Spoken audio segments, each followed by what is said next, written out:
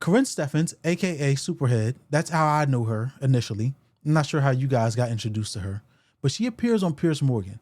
And one of the claims that she makes is that she was loaned out to Diddy 20 years ago. We also know that she wrote the book, I think it was called Confessions, where she was detailing all of these relationships that she had with people in the industry. Jay-Z, Diddy, Bill Maher, like all of these different people. So Piers Morgan says, hey, you said that you were loaned out. What was your relationship with Diddy? Did you guys even have any sort of sexual relationship? She says no. How were you loaned out to somebody, but you never had a sexual relationship with them? It doesn't make sense. Nothing that she says on this interview makes any sense. But did you actually ever have any kind of sexual relationship at all then? I'm sorry, what was that? Did you actually have any kind of sexual relationship with Diddy at all? Where did her mind disappear to? She's in the middle of an interview. What do you mean? What did you say? This is the thing about Karrine Steffans. She's not stupid. She's processing that information, looking for a way to spin this. No, Diddy and I did not know. Well, not to my knowledge. So what do you mean by that? Not to my knowledge. I don't. Honestly, I'm questioning a lot of things right now. Well, you think not to my knowledge. No, I don't think anything right now. Just not to my knowledge, because honestly. That's a very strange response, though, to not indeed remember whether you did or not. Yeah, isn't it? It is. Yeah, it is. Because honestly, Piers, before I went through my text, again, I hadn't read Confessions in 20 years. I wrote it. It was painful to write. So I never wanted to re-traumatize myself and go through those years again. And think about this. I'm a middle-aged woman at this point. I don't want to go back into my 20s and see what happened. But if you don't want to go back into your 20s and recount the relationship that you had with Diddy, what is it that you're up here doing on this interview? Why interview you in the first place if you're not going to detail your relationship with Diddy, the encounter that you had? You have no information to offer. What is it that you're doing on this panel besides telling us, oh, I feel like something happened between us? Based on what? If you're not going to go back in your book and recount it, and you don't recall it off the top of your head, then you're just talking in circles, as Karrine Steffans tends to do. In gathering information for this interview here, reading that passage again for the first time in 20 years, I questioned a lot of things, like, well, why was he so afraid? And why did he try to, make my boyfriend feel as if I wasn't trustworthy? And do you think he took advantage of you when you were under the influence of alcohol and drugs? I don't know. Honestly, I don't know. But do you fear that's the case now from everything you've read? Honestly, yes. Given the context, now that I know, because again, I never knew any of these things about him before. So the things that I learned in the trial, I did not know. I never saw that. This is crazy. She said, given the context of everything that we learned over the trial, maybe he did. There's nothing that was indicated in the trial that says Diddy will assault you if you're passed out. Now, do I agree with the things that he was doing as far as him assaulting Cassie up and down the hallway? Of course not. It was asinine. It was crazy. But that's not what he was on trial for. But what she's saying is, oh, he might have done something. I don't have any evidence to substantiate that. Just looking back, I feel like that might have happened. Based on what? Yes, he had the encounter with Cassie in 2018 that Cassie clearly detailed, said, hey, this is what happened between us, which he should be held accountable for. But you can't just make up a claim like, oh, he might have done this to me too.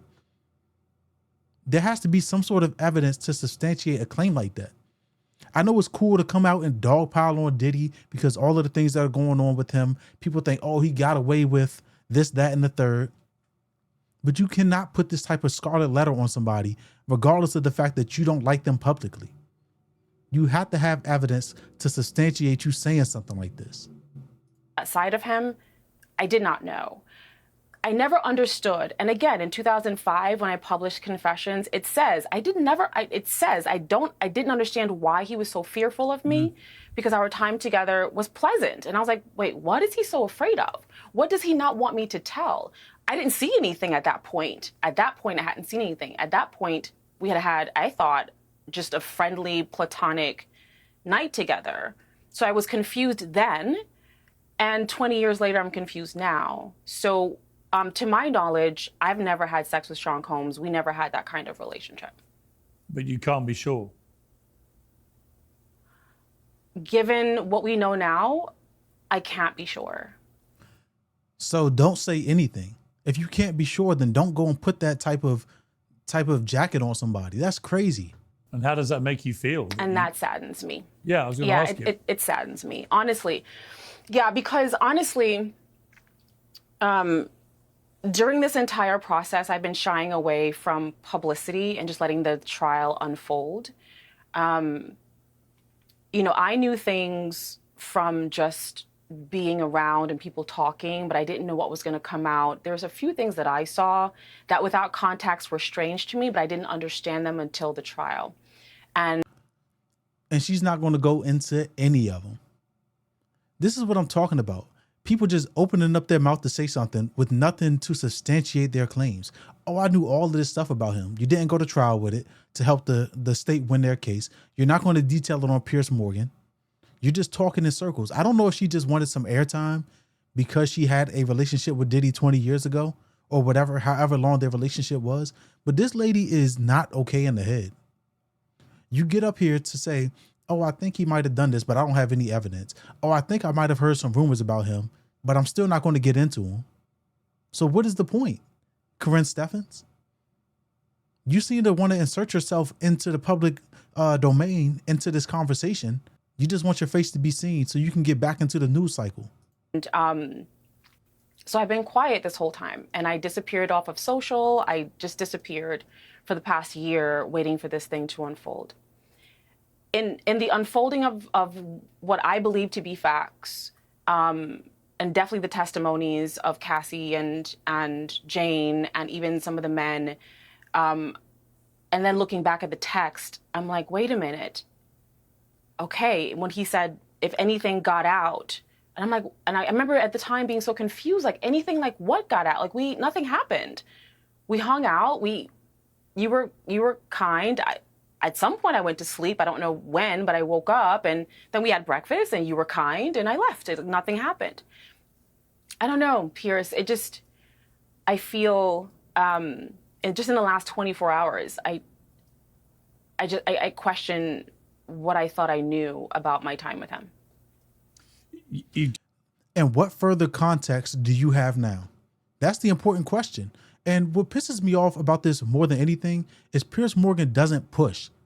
Piers Morgan, we know him to, like, when he's having a conversation with somebody, he will push and push and push and not let them off the hook. But for whatever reason, Karrine Steffans can just say things, not substantiate it, and he's letting it go. Just like, oh, okay, so tell us the next thing. Oh, really? Okay, tell us the next thing. No pushback at all. She just running her mouth. Based on the fact that all this stuff came out during the trial, based on the context I have now, things are starting to come together. The logical question to ask after that is, what is the context? What is the conclusion that you're coming to? And what is the evidence that made you come to that conclusion? Nothing. No pushback at all. It's crazy. Detailed in your books, romantic relationships with a lot of famous people from that world, Jay-Z, DMX, Van Diesel, Lil Wayne, Method Man, even Bill Maher, LL Cool J, Mr. Carl, and others. You had a lot of famous guys you dated. And who knows what the nature of what happened with Diddy was about. Lil Wayne. Do you feel that this whole world has now changed irrevocably as a result of what happened to Diddy? No, because nothing has happened to Diddy. Nothing has happened to Sean at all. What has happened here is that, here's the deal. It's not a Diddy issue. Like, Diddy is a problem, but he's not the problem, okay? He's not the problem. From Cosby to Combs, Weinstein to Epstein, and everything in between, they're all different tentacles of the same beast. And this is a story as old as time. The abuses of men, men in power especially, men with money. And I think it only increases over time as women become more free and more liberated being able to make our own money, being able to, buy our own homes, being able to start our own businesses. I think it only enrages the men who hold power that they're losing power. And so I've felt that over time, in my experience over the last 20 something years that I've been in this town, that the men are increasingly more aggressive and more so wanting to keep women under control and in power because they are losing power, even legally so. I don't think that the Diddy trial has changed anything other than it probably fuels this issue more than anything, because here's the deal. Two of the toughest charges have been dropped. He's facing up to 20 with time served.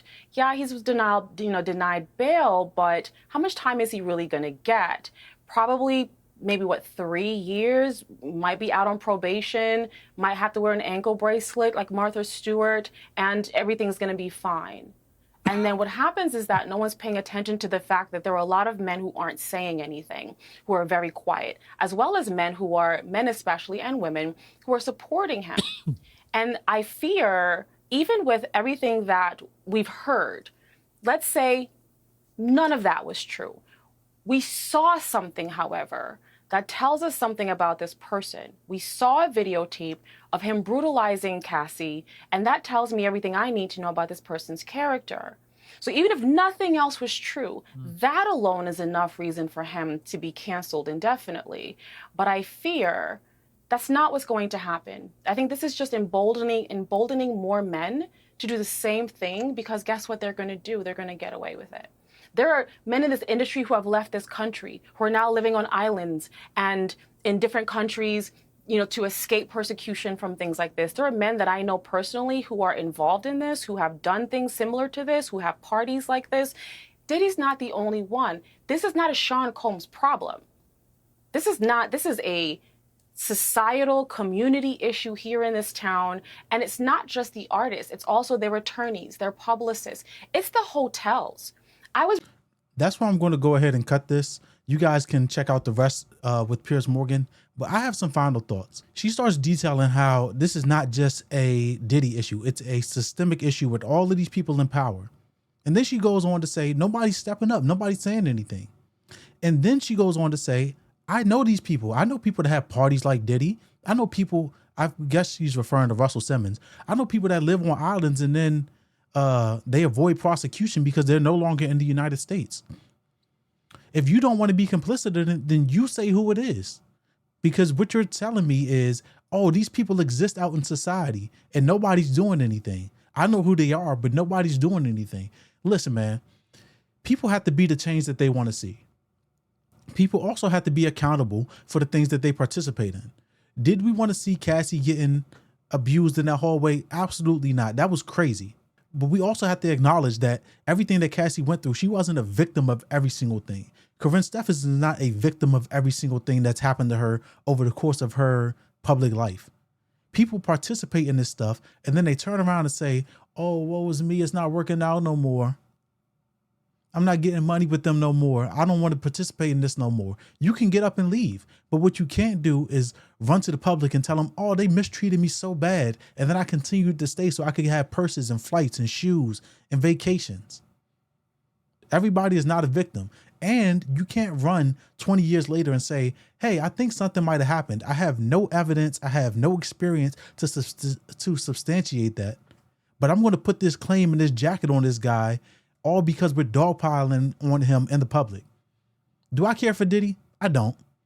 I really don't give a damn about Diddy. If you're going to make a claim about somebody as bold as saying, hey, they might have assaulted me on some experience that we had, some encounter that we've had, you have to have something to substantiate that. You have to have something to back that up.